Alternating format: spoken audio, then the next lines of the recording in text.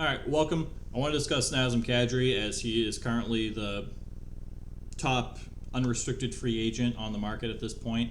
Um, you know, Getting into it, Kadri is a natural center. He will be 31 years old in October, so he'll start the season as a 31-year-old. So for the purposes of this video, we'll just consider him 31. In 2009, he was the 7th overall pick to the Toronto Maple Leafs. Because he's a centerman, his faceoff percentage is around 50%, which is great considering he spent a majority of his career in a top 2 center position, mostly a second line center position. He spent time on the third line, he spent time on the first line. But the faceoff percentage is good, especially if you look at his career and how his faceoff percentage has progressed. The first few years, it was abysmal. He was awful at faceoffs. He worked on it. The past few years, he's been fantastic. He's been well over 50%.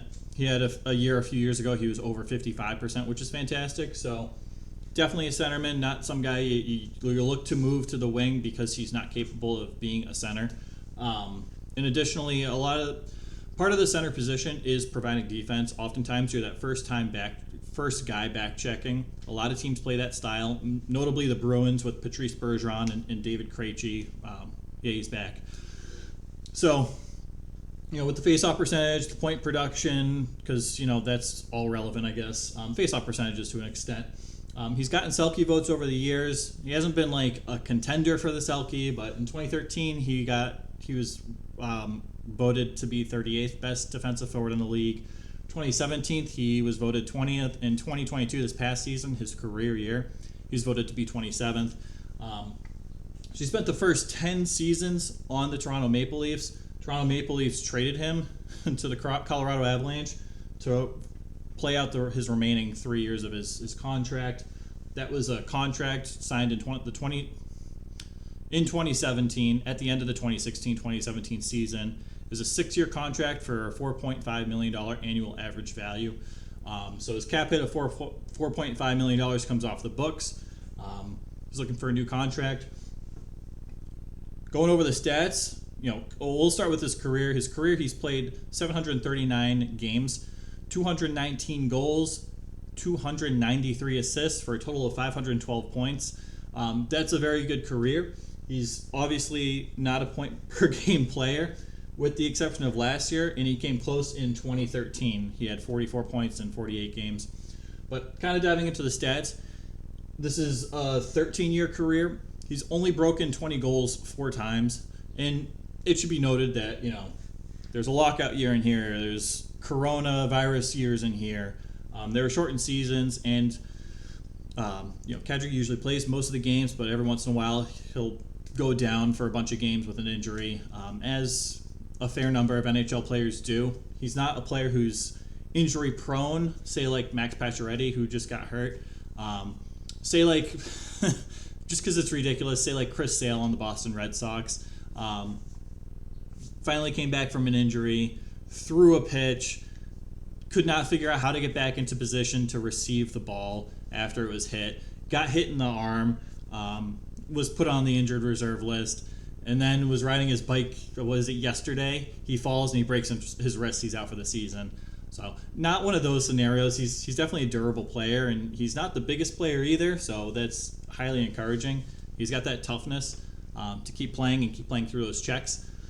But, getting into it again, he's only scored 20 or more goals 4 times throughout his career.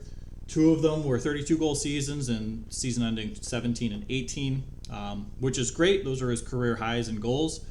Last year was his 3rd best in goals, which he had 28 goals. And in 2014, he had 20 goals. There a lot of the trends and stats say he should be more of a perennial 20-goal scorer.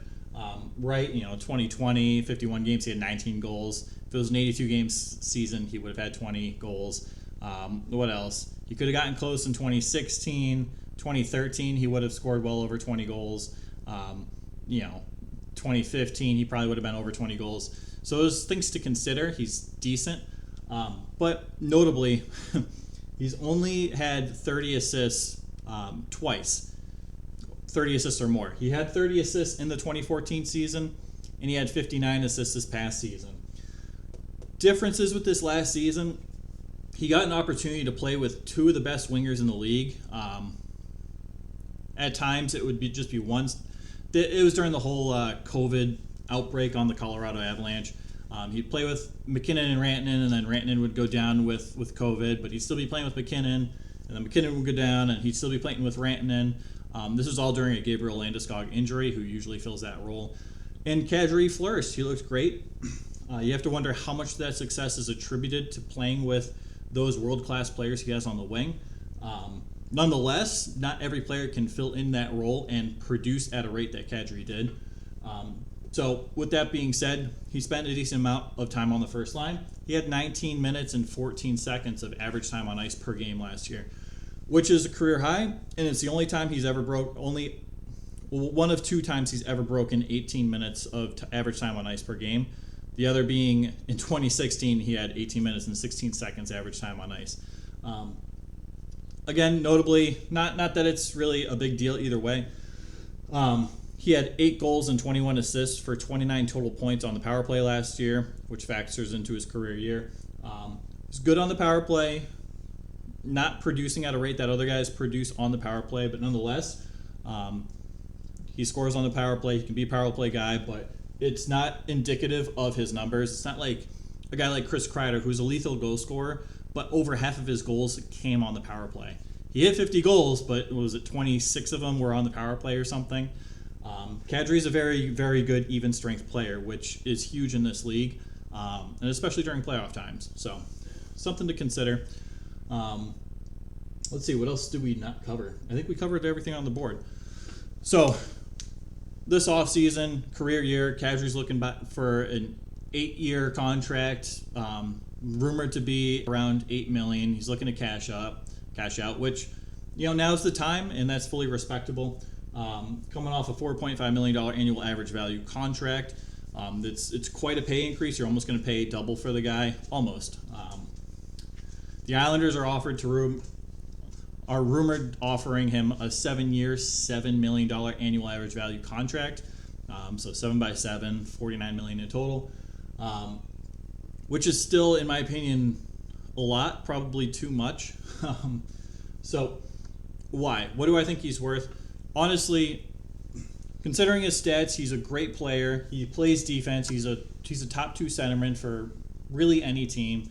He'll give you offense. He'll give you defense. He'll get under the other team's skin, which can be nice at times. But he has that question mark in the playoffs. Is he going to be there for your team in the playoffs? And for a lot of competitive teams, that can be a big question mark and might be more of a risk than a team is willing to drop $8 million in salary for a year. You pay to get in the playoffs, then once you're there, he's gone. You never know, or he could perform great. Also, another factor is Kadri scores like clutch goals. He's very timely and scores at important times in games, and he's done this throughout his entire career. It's not just a last year thing. He's very consistent with when he scores goals at important times, and that's huge. He's not scoring like a hat trick after his team's already losing 8-0, and then they lose like 8-3. Oh no. No, he's scoring important goals at important times, which is a valid, great factor for him to make his case for getting paid. So he wants 8 years. That'll take him to the age of 39. He'll be 39 in his last year of that contract, which is insane for making $8 million a year. Even seven-year contract, you're taking him till he's playing a year when he's 38 at $7 million annual average value against your cap. Also aggressive. Yes, the cap's supposed to go up in a few years. It's like 3 years from now. But it might not get to a point where $7 million in 7 years still ages well. It probably won't. So after all my estimates and calculations, I'm putting a value of him at $5.4 million. I can see maybe a 6-year contract at the longest if you have to compromise on term. But in terms of dollar amount, you'll get a good player for a few years. When that drop-off happens, you don't know. Again, there's question marks in the playoffs. You don't know if he's going to hit 20 goals. You don't know if he's going to even get half of the assists he had last year. Obviously, it depends on the team and the dynamic and his chemistry with the players. There's also some bad blood with Kadri with certain teams like the Boston Bruins, like the St. Louis Blues from this last playoff series. Teams that likely aren't going to even give him a look. Should they have the cap space, or should he be available, or should they be able to make something work to acquire him? That limits his options, though not that much, but it limits them a little more. In terms of the Islanders, I'm convinced at this point that the Islanders will sign him, and they probably have some type of contract in place. Obviously, this is all speculation, but knowing Lou Lamoriello, the GM of the Islanders, he really just he gets all the paperwork done, and then he'll just wait until the last day and submit it all, and then it'll be done. So all of the offseason news for Lou Lamoriello always comes at the end of the season after everyone else has already submitted their paperwork. So that wouldn't surprise me. What would surprise me is them trading Barzal in order to free up cap space for Kadri. Looking at numbers, looking at age, looking at contract term, looking at the type of players they are, Barzal is... The Islanders need a player more like Barzal that can produce more consistent offense and be an incredible dude's incredible with this stick. He's an incredible playmaker, but he can score too. I don't think you're gaining anything by getting Kadri. Maybe a little more defense from your center position, but how much? And is he a good first line center for a defensive first team? Who's he going to pair with? Is he going to pair with Bailey? How's that chemistry going to work? It might not, because it's an extremely different style of play that the Islanders play from the Avalanche. I have a lot of question marks about that. A lot of questions. We'll see. Again, that's speculation. That's my 2 cents. If I was general manager, my top dollar would be $5.4 million, and I could probably give him up to 5 years. Ideally, like a 4-year contract would be great. 5 years is fine. 36. That's usually when some players start to decline. Some players don't. Kadri could be one of those players that plays incredible hockey until he's like 39. We don't know, and I'm sure Kadri doesn't even know. But at this point, it's not worth taking a risk of an 8-year contract for a guy who has had 420-goal seasons and broken 30 assists twice in his 13-year career. It's a gamble. It's a little too much of a gamble. So I'll leave it at that. So that's my final contract, $5.4 million annual average value for 4 to 5 years. 5 years. We'll say 5 years. Take him through his 36, right up until he's the age of 37.